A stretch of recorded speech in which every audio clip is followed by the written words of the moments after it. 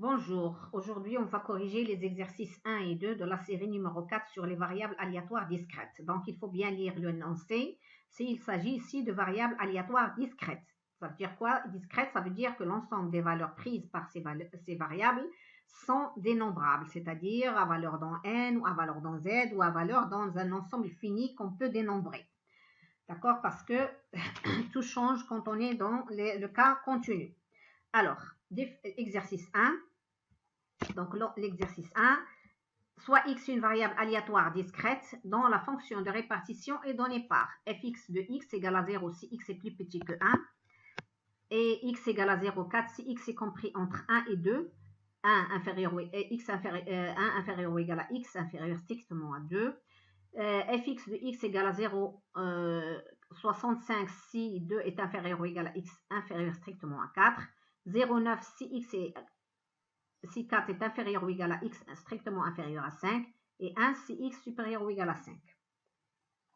La définition de la fonction de répartition, c'est une fonction qui définit sur R de la façon suivante. fx de t, c'est la probabilité x inférieur ou égal à t. Ça s'appelle la fonction de répartition en probabilité, mais c'est la fonction cumulée croissante en statistique. C'est-à-dire que lorsque je cumule toutes les fréquences qui sont avant une valeur donnée, souhaitée. Puisque x est une variable aléatoire discrète, cette fonction de répartition s'écrit comme ça. fx de t, c'est la somme de toutes les probabilités pi de toutes les valeurs xi antérieures à t, c'est-à-dire la somme sur xi inférieur ou égal à t avec pi de pi avec pi égale p de x égale à xi. Ici, on a fx de x égale à 0 si x est inférieur à 1, égale à 0,4 si x est compris entre 1 et 2, mais prend la valeur 1 ici, 0,65 si 2 est inférieur ou égal à x inférieur à 4, 0,9 si 4 est inférieur ou égal à x inférieur strictement à 5, et 1 si x est supérieur ou égal à 5. Donc, on remarque que pour tout x inférieur à 1, p de x égale à 0. Donc, cette fonction, cette variable aléatoire ne prend pas des valeurs inférieures à 1, puisque fx de x égale à 0. Ici, toutes les fréquences cumulées, toutes les probabilités qui sont avant, c'est nul. Calculons fx de 1. fx de 1, il est ici. fx de 1, c'est 0,4. Or, fx d'une valeur en t, c'est la fx d'une valeur inférieure à t plus la valeur en t. C'est-à-dire que fx de 1 n'est autre que fx de x pour toutes les valeurs inférieures à 1 plus p de x égale à 1 quand on atteint 1. Or, ces valeurs-là sont nulles. Fx de x pour x inférieur à 1, c'est nul. Donc, probabilité de x égale à 1 est égale à 0,4. À 0,4. Voilà. Fx de 1 égale à fx de x plus p de x égale à 1. Celle-là est nulle. Ça nous donne p de x égale à 1 égale à 0,4. On va faire la même chose pour p de x égale à 2. Pour trouver p de x égale à 2. Fx de 2, c'est 0,65, d'après la définition de notre variable aléatoire. C'est égal à fx de 1, qui est avant, plus p de x égale à 2, puisqu'on ne prend que la valeur discrète ici, que les valeurs discrètes. C'est une variable aléatoire qui prend que les valeurs entières. Donc, fx de x égale à 1 plus p de x égale à 2. Et cette quantité-là, on sait que c'est égal à 0,4, donc p de x égale à 2, c'est 0,25. Même chose pour x égale à 4. Pour fx de 4, c'est qui? C'est fx de 3 qui est avant, plus p de x égale à 4, égale à 0,9, d'après la définition de l'énoncé, d'après l'énoncé. Or, fx de 3, c'est la même chose que fx de 2, puisque c'est compris entre 2 et 4, c'est 0,65. Donc, p de x égale à 2, c'est 0,25, c'est 0,9, moins 0,65, ça fait 0,25. Et on continue. Fx de 5. C'est fx de 4 plus p de x égale à 5. Or, fx de 4, c'est 0,9, par définition de l'énoncé. Et donc, p de x égale à 5 est égal à 0,1. Donc, remarquons que p de x égale à 3, même si 3 est dans l'intervalle de 4, p de x égale à 3, c'est égal à fx de 3 moins fx de 2. C'est égal à 0. Donc, l'ensemble des valeurs prises par cette variable aléatoire sont 1, 2, 4, 5 avec les probabilités suivantes. P de x égale à 1, c'est 0,4. P de x égale à 2, 0,25. P de x égale à 4, 0,25. Et P de x égale à 5, c'est 0,1. Si on fait le total de tout ça, on trouve c'est 1. On multiplie xi, pi, fait au total ça donne l'espérance mathématique. C'est 2,5, pardon. Ici, c'est 2,5. C'est 2,5, c'est pas 2,4. Et ici, c'est xi carré. On trouve l'espérance de x au carré moins 2,5 au carré. Et ça vous donne la variance de x. Exercice 2 de l'exercice 1. Une urne contient 2 boules rouges et 3 boules vertes. On effectue des tirages successifs d'une boule sans remise. On tire une boule, à chaque fois une boule successivement et sans remise jusqu'à ce qu'il ne reste qu'une couleur dans l'urne. On note x, la variable aléatoire égale au nombre de tirages effectués. Déterminer la loi de x et calculer son espérance et sa variance. Quand on vous pose la question déterminer la loi d'une variable aléatoire, c'est d'abord déterminer l'ensemble de valeurs qu'elle prend. D'accord? Donc toujours le x de oméga. X, il arrive où? D'accord? Si on comprend déjà ça, on a la moitié du travail. Après, le calcul des probas, c'est relire l'énoncé. Donc on a le rouge et le vert, c'est le drapeau marocain. Donc on a 2 rouges et 3 verts. On tire successivement une boule sans remise. Alors, si je schématise ceci par un arbre, le premier tirage, j'ai 2 rouges et une verte. Et 3 vertes, pardon. Donc, la chance de tirer le rouge, c'est 2 sur 5 parce que le total de l'urne, c'est 5. Et puis, 3 sur 5. Ça, c'est le premier tirage. Impossible d'épuiser parce qu'on a toujours une rouge qui reste et les vertes qui restent. Donc, on n'épuise pas une couleur. On continue. Donc, c'est au second tirage qu'on pourra réussir puisque j'ai 2 rouges. Alors, si je tire le rouge et je ne remets pas, donc l'urne, il est à 4 boules au total. Il ne reste qu'une rouge. Donc, j'ai une chance sur 4 de tirer ce rouge. Alors, si je fais rouge et rouge, ça veut dire que l'urne ne contient plus que le vert. Donc, cet événement-là est OK. C'est pourquoi j'ai marqué encerclé OK.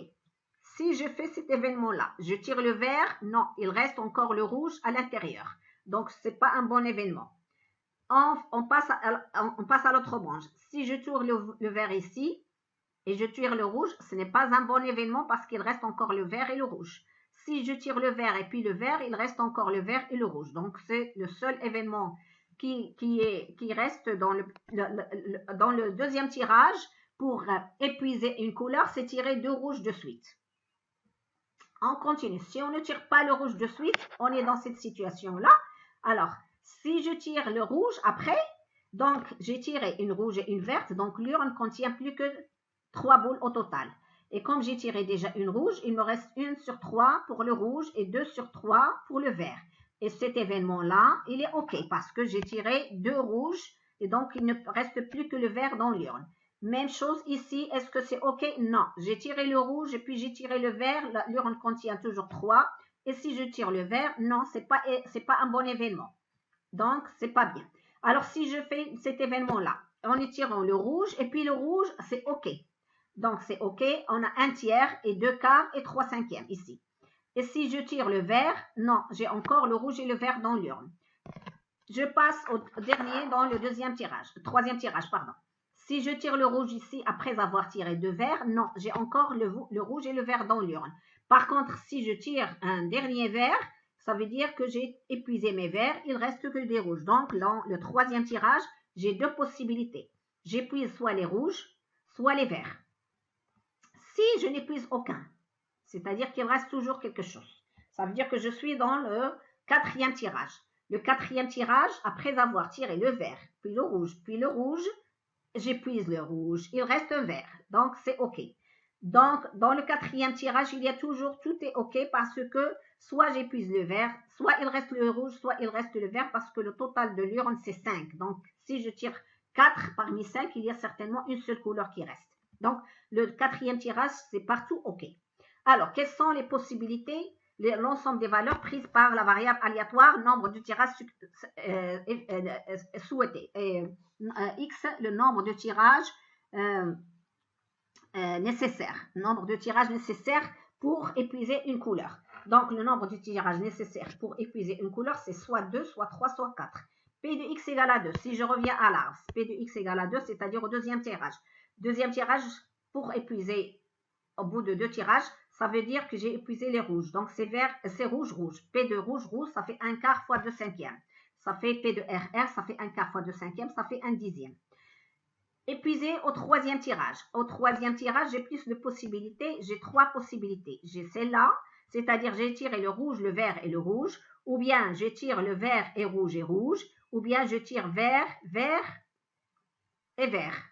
D'accord? Donc, soit rouge, vert, rouge, ou vert, rouge, rouge, ou vert, vert. Et donc, je multiplie les probabilités qui sont sur les branches des arbres. P de x égale à 4, soit on fait le calcul ici en faisant tous les OK ici, ou bien on va dire que P de x égale à 4 égale à 1 moins P de x égale à 2 plus P de x égale à 3 égale à 6 sur 10. Bien sûr, il faut soit, sinon vous calculez d'après là et vous trouverez 6 sur 10, c'est-à-dire qu'il faut vérifier que la somme est égale à 1. Bon, l'espérance et la variance, c'est facile. E de x, c'est 2 fois 1/10, deuxième tirage, troisième tirage, quatrième tirage, et ça fait 3,5. Le calcul du carré ne pose aucun problème. Et puis la variance. Troisième exercice. Une urne contient 3 boules numérotées de 1 à 6. On tire au hasard successivement et sont remises 3 boules, soit x, respectivement y, la variable aléatoire désignant le plus grand, respectivement le plus petit des numéros tirés. Déterminer la loi de x, respectivement celle de y. Donc, comme j'ai dit tout à l'heure, déterminer la loi d'une variable aléatoire, c'est déterminer l'ensemble des valeurs et puis après, comment elle prend ces valeurs. Bon, c'est un tirage successif sans remise de 3 boules. Tirage de 3 boules sans remise. Donc, l'ensemble des oméga, c'est l'ensemble des applications de 1, 2, 3, parce que je tire 3 boules, vers 1, 2, 3, 4, 5, 6.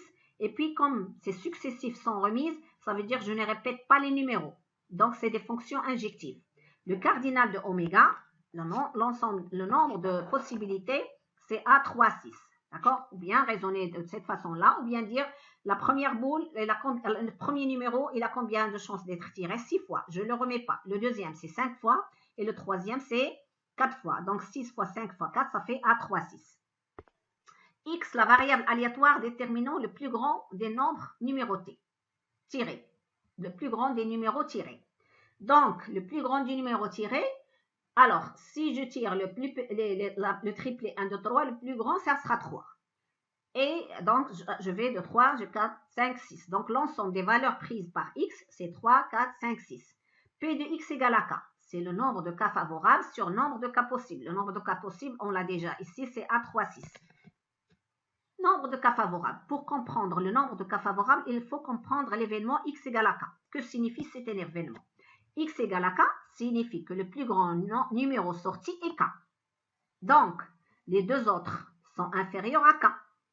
C'est comme c'est un tirage sans remise, on a à choisir 2 numéros parmi les k-1 précédents et sans remise. Donc, c'est un arrangement à 2 k-1 possibilités pour ces 2 numéros qui sont inférieurs strictement à k. Donc, sont inférieurs ou égal à k-1 et on peut les disposer ces numéros comme on veut. Soit c'est K et K1, K2 avec K1 inférieur à K, K2 strictement inférieur à K2 de 3 façons différentes.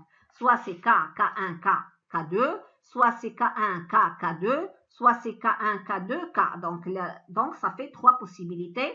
Et donc, le nombre de cas favorables, c'est 3 fois A2, K-1. Donc, P de x égale à K, c'est 3 A2, K-1 sur A3, 6. Y, le plus petit des nombres parmi les 3 sortis. Le plus petit, je ne peux pas dépasser 4 parce que si je vais jusqu'à 5, il faut que j'augmente le plus petit est 4. Et donc, les autres, c'est 1, 2, 3, 4. D'accord? Parce que je dois descendre cette fois-ci. Donc, P de Y égale à K, comme tout à l'heure, nombre de cas favorables sur le nombre de cas possibles. Y égale à K signifie quoi? Que le plus petit des 3 nombres est K. Ça veut dire que les deux autres sont strictement supérieurs à K. Ça veut dire que je les prends où? Je vais les prendre de 6 moins K qui restent. Les 6 moins qui restent, et comme le tirage est sans remise, de 2 sans remise parmi 6 moins K, ça fait A de 6 moins K. Et comme tout à l'heure, je peux les disposer comme je veux. Ça vous fait 3 fois A de 6 moins K sur A3, 6 et ça termine ces 2 exercices. Hein?